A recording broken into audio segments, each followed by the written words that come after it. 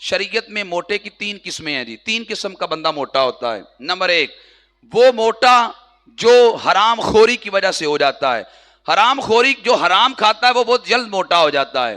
حرام خوری کی وجہ سے جو حرام کھا کھا کے موٹا ہو جاتا ہے اس کے جسم میں طاقت نہیں ہوتی. وہ ظاہراً تو موٹا ہوتا ہے, اس کے جسم میں طاقت نہیں ہے. جو حرام کھا کے موٹا ہوتا ہے اس کے چہرے پہ نورانیت نہیں ہے. جو حرام کھاتا ہے اس کی نماز میں لذت نہیں ہے. جو حرام کھاتا ہے اس کے رزق میں برکت نہیں ہے. فرمایا گیا کہ جو حرام کھاتا ہے, فرمایا اس کو آگ ایسے پکڑے گی کہ جیسے پٹرول کے اندر لکڑی ڈال کر آپ نکالنے اور آگ میں ڈالیں تو اس کو آگ پکڑتی ہے, یوں آگ اس کو پکڑے گی جو حرام کھاتا ہے. عبداللہ بن عباس فرماتے تھے من نبت لحمہ فالنار اولی بہ, فرمایا جس وجود کی پرورش حرام مال سے ہوئی ہے جہنم اس کے لائق ہے. فرمایا جنت میں وہ وجود نہیں جا سکتا کہ جس کی پرورش ہی مال حرام سے ہوئی, جو حرام کھا کھا کے موٹا ہو جاتا ہے. فرمایا کہ جہنم کی آگ جلدی اس کو چھوئے گی. نمبر 2 وہ موٹا ہے کہ جو عیش و عشرت کی وجہ سے ہو جاتا ہے. عیش و عشرت کی وجہ سے اگر کوئی موٹا ہو جائے تو یہ بھی کوئی پسندیدہ شریعت کے اندر نہیں ہے. بندے کے پہ تکلیفیں آنی چاہیے, بندے پہ مصیبتیں آتی رہنی چاہیے. بندہ نا خوشیوں کا متوالا ہے. ہر بندے کا مزاج ہے تکلیف مجھ پہ نہ آئے یار, بس مسئلہ کوئی نہ بنے, خوشحال رہوں, پریشانی کوئی نہ آئے, ہر چیز کی ریل پیل ہو لیکن پریشانی نہ آئے. تو یہ میرے امام کا احمد رضا کا جملہ سنیے گا, یہ ملفوظات شریف ہیں میرے اعلیٰ حضرت کے.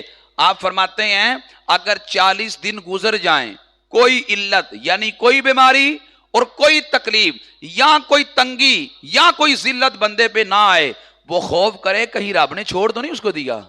اگر 40 دن گزر جائیں نہ بیماری آئی نہ تکلیف آئی نہ کوئی ذلت آئی اور 40 دن یوں گزر گئے, وہ دیکھے کہیں رب نے اس کو چھوڑ ہی نہیں دیا. اس لیے اگر تکلیف آتی ہے تو فرمایا وہ دنیا پہ بندے کے گناہ ختم کرنے کے لیے آتی ہے. اگر کوئی ذلت آتی ہے تو اللہ کے ہاں اگر گناہ نہیں تو درجے بلند کرنے کے لیے آتی ہے. تو عیش و عشرت کا بندہ دلدادہ بنتا ہے کہ میں عیش رہوں اور عیش و عشرت سے زندگی گزاروں. عیش و عشرت بندے میں موٹاپا کا پیدا کرتی ہے. نمبر 3 قسم کا بندہ موٹا وہ ہوتا ہے جو بے فکری جس کو لگی ہو, جو دنیا میں بے فکر ہو جاتا ہے اکثر اس کا جسم موٹا ہو جاتا ہے. ایک بادشاہ تھا تو اپنے محل میں بیٹھا ہوا تھا تو ایک ہاتھی مست ہو چکا تھا. ہاتھی جب مست ہو جائے تو کسی سے قابو نہیں آتا. ہاتھی مست ہو کے دوڑتا جا رہا تھا, بڑے لوگوں نے رسا پکڑا ہوا تھا جو اس کے پاؤں میں بجا تھا اس کو کھینچ رہے تھے. اتنے لوگوں سے ہاتھی کھینچا نہیں جا رہا. ایک بہت صحت مند بندہ تھا, وہ آگے بڑھا, اس نے اکیلے ہی رسے کو کھینچا. جب رسا کھینچا تو ہاتھی سیدھا ہو کے کھڑا ہو گیا. بادشاہ بڑا حیران ہوا. بادشاہ کہنے لگا بڑا طاقتور بندہ ہے, بڑا صحت مند بندہ ہے, اتنے لوگوں سے ہاتھی نہیں ٹھہرا اور اس اکیلے نے ہاتھی کو ٹھہرا دیا. اتنے لوگوں کو دیکھ کر بادشاہ نے کہا اتنے لوگوں سے ہاتھی نہیں ٹھہرا, ایک سے ٹھہر گیا. بادشاہ اس پہلوان پہ بڑا حیران ہوا. وزیر کہنے لگا بادشاہ کمال اس کا نہیں ہے, اصل میں یہ بے فکری کا نتیجہ ہے, یہ غم نہ آنے کا نتیجہ ہے کہ اتنا صحت مند ہو گیا. بادشاہ کہنے لگا نہیں یار, بے فکری کا یا غم کا تو اس سے کوئی تعلق نہیں ہے. وزیر کہنے لگا بادشاہ میں جیسے کہہ رہا ہوں ویسا ہی ہے, یہ بے فکری کی دلیل ہے کہ اتنا صحت مند ہے. تو بادشاہ کہتا میں کیسے مانوں؟ اس نے کہا 2 ماہ کا مجھے وقت دو. وزیر نے 2 ماہ کا وقت مان لیا. 2 ماہ کے اندر اس نے کیا کیا, اگلے دن اس وزیر کو نے بندے کو بلایا, صحت مند بندے کو کہنے لگا آج کے بعد تو شاہی ملازم ہے. اس نے کہا جی مجھے کیا کرنا پڑے گا؟ صحت مند بندے کو وزیر کہنے لگا کہ تو نے سورج ڈوبنے سے پہلے یہ چراغ جلانا ہے اور سورج نکلنے سے پہلے اس کو بند کرنا ہے, یہ چھوٹی سی تیری ڈیوٹی ہے. صحت مند بندہ کہنے لگا یہ بھی بھلا کی ڈیوٹی ہے تو میں تو کروں گا. اس نے کیا کرنا, سورج ڈوبنے سے پہلے چراغ جلا دینا, سورج نکلنے سے پہلے اس کو بجھا دینا. اب جب وہ رات سوتا اسے فکر لگ جاتی سوتے, اگر میں لیٹ ہو گیا تو کہیں سورج نکلنے کے بعد بھی چراغ جلتا نہ ہے. رات کی جو نیند تھی وہ بیچارے کی اکتاہٹ کا شکار ہونے لگی, رات کو پریشانی کا شکار وہ رہنے لگا کہ صبح کہیں اٹھتے لیٹ نہ ہو جائے. دن بھر فکر لگتی رہتی کہ سورج غروب ہونے سے پہلے میں نے چراغ جلانا ہے. دن بھر فکر میں بسر ہونے لگا, رات فکر میں جو نہ بسر ہونے لگی. 2 ماہ کے بعد بادشاہ نے کہا جی ہاں جی مجھے وہ دکھاؤ کیا بنا, لاؤ ہاتھی. وزیر کہنے لگا بادشاہ اب ہاتھی کی ضرورت نہیں, اب تو گھوڑے سے بھی کام چل جائے گا. گھوڑا لایا گیا. بادشاہ اپنے محل میں بیٹھا, اس بندے کو بلایا.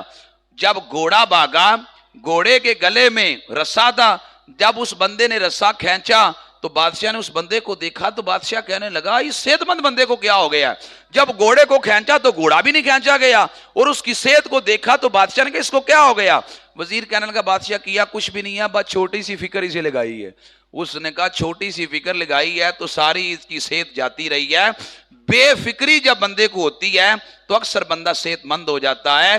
اب البتہ یہ جو دنیا سے بے فکری ہے اس کی وجہ سے اگر کسی کی صحت بڑھ جائے، کو موٹا ہو جائے تو یہ شریعت میں البتہ برا نہیں ہے، لیکن پہلا حرام کھا کھا کے موٹا ہو جائے شریعت اس کو سخت ناپسند کرتی ہے، اور اگر عیش و عشرت کی وجہ سے کوئی موٹا ہو جائے یہ بھی کوئی اچھا عمل نہیں ہے، اور اگر بے فکری کی وجہ سے کوئی موٹا ہو جائے البتہ شریعت اس کے بارے میں کوئی بات نہیں کرتی، اس کو ناپسند البتہ قرار نہیں دیتی۔ تو اس لیے اگر ہم دین پر چلے، دیکھیں ہمارا دین ہر بات ہمیں بتاتا ہے، ہر چیز کے بارے میں ہمیں رہنمائی کرتا ہے۔ تو میرے آقا صلی اللہ علیہ وسلم نے تورات کی اس آیت کے بارے، نبی علیہ السلام کسی کے شاگرد، نبی علیہ السلام کسی مدرسے میں کسی عالم کے سامنے نہیں بیٹھے، اس کے باوجود لوگوں نے تورات کی اس آیت کو چھپائے ہوئے تھے۔ نبی علیہ السلام نے کسی سے پوچھا نہیں ہے، لیکن چھپی آیت کو پھر بھی جانتے ہیں کہ تمہاری تورات میں یہ آیت ہے کہ اللہ موٹے پادری کو ناپسند کرتا ہے، بتاؤ ہے نہیں آیت؟ اور اس نے اقرار بھی کیا۔ تو اس کا پتہ یہ چلا حضور علیہ السلام کسی بندے کے شاگرد نہیں ہیں، بلکہ رب نے ہر چیز سکھا کے بھیجا ہے۔ الرحمن علم القرآن، رحمان نے قرآن سکھایا ہے، رحمان نے ہر چیز دی ہے۔